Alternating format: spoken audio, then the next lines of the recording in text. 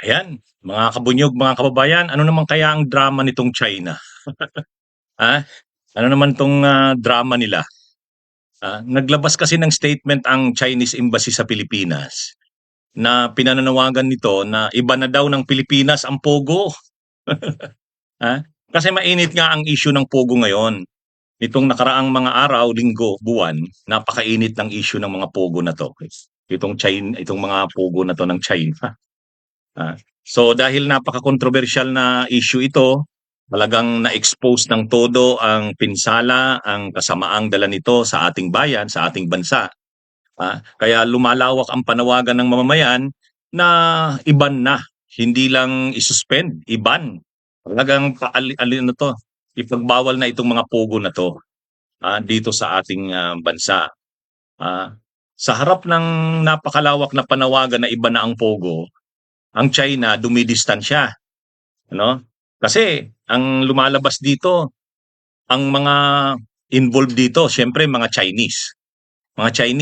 Ang mga negosyante na ang mga negosyante na nag-iinvest diyan sa mga pogo na 'yan ay karamihan mga negosyanteng Tsino, mga Chinese na negosyante. Buti lang sana kung mga lehitimong Chinese businessmen, mga ano, mga wanted sa iba't ibang krimen. Halimbawa, mayroong mga Chinese na mga negosyante na nag-invest doon sa Pogo sa Bamban na mga wanted pala sa money laundering doon sa Singapore. So ibig sabihin, mga Chinese nationals ang involved dito na wanted sa mga iba't ibang krimen.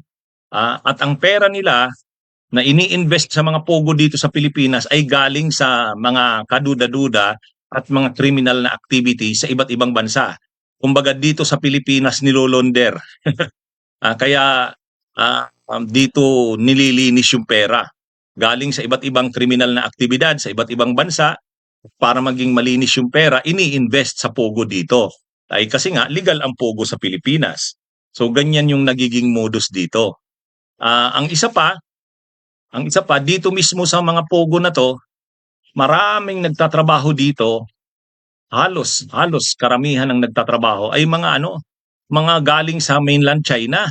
Mga pinalulusot sa Pilipinas kahit walang mga visa, mga alien employment permit, pinalulusot ng mga immigration officials, linalagayan lang yung mga immigration officials, 'di ba yung in-expose noon ni Senadora Risa na pastillas scam? O yun. Kaya yung mga at ang maraming mga nandito na mga Chinese na mga nagtatrabaho sa Pogo, mga wanted rin sa iba't ibang krimen sa China. Kaya um, ang nangyayari dito parang dito dinadala sa Pilipinas yung mga illegal na aktibidad na pinagbabawal nila sa China. Totoo, pinagbabawal nila yan sa China, yung mga ano na yan, mga negosyo na yan. Tapos dito napupunta sa Pilipinas. Ah, um, Pagdating dito, nasisira ang ating bansa. Kaya lang dahil nanginginabang ang mga officials ng gobyerno diyan, panahon ni Duterte, nanginabang ng todo diyan sa mga operasyon ng Pogo na 'yan, kaya nakabuelo sa Pilipinas. At dahil si Duterte ay kakampi ng China, ang totoo, ang China, hinayaan niya rin si Duterte na manginabang diyan sa mga Pogo na 'yan. Kumbaga sa parte ng China, nawala sa kanila yung yung maruming mga negosyo na 'yan, napunta sa Pilipinas. Tapos sa Pilipinas naman, yung leader ng Pilipinas nung panahon na 'yan, si Duterte, tuta ng China, nanginabang diyan sa mga pogo na 'yan. Kaya kumbaga parang sa China, bagamat ayaw nila sa kanilang bansa yung mga pogo na 'yan, di bali na nandiyan yan sa Pilipinas, natutuwa naman si Duterte.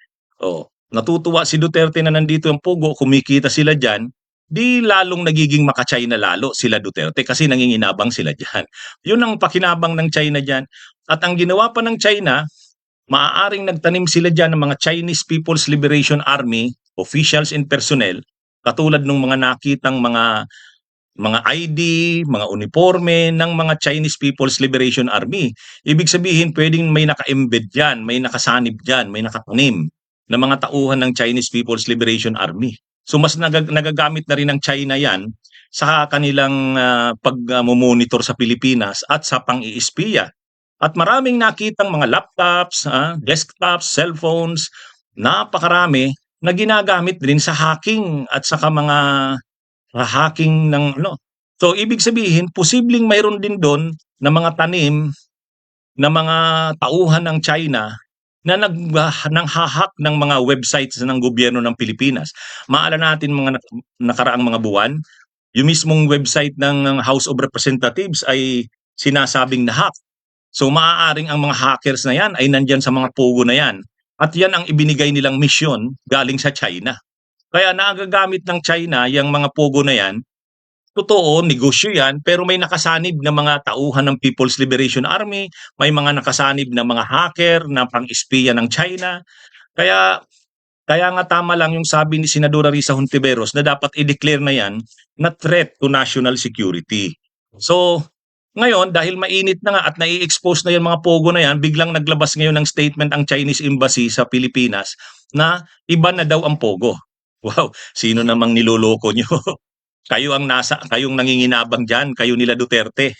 Kahit pa sinasabi niyong bawal sa inyo 'yan, pero hinayaan niyo 'yan na lumaganap sa mga bansang hinahawakan niyo tulad ng Cambodia, tulad ng Pilipinas, ng Myanmar, kasi yung mga leader sa mga bansa na 'yan dahil sa mga pugo na 'yan kumikita ng malaki. So, kayo, Chinese government, hinayaan niyo 'yan para manginabang yung mga tuta niyo, yung mga puppet niyo tulad ni Duterte. Tapos ngayon na sinusuka na 'yan at nakikita na yung kasamaan ng mga pugo na yan, dumidistansya ang China. May mga palabas-labas pa ng mga statement na nananawagang iban daw ang pogo.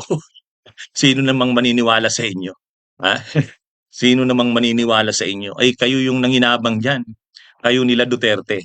Kaya mga kabunyog, mga kababayan, huwag tayong maniwala diyan na ang China parang nagmamagandang loob, nagmamabuting loob na sila ay kontra din diyan sa pugo.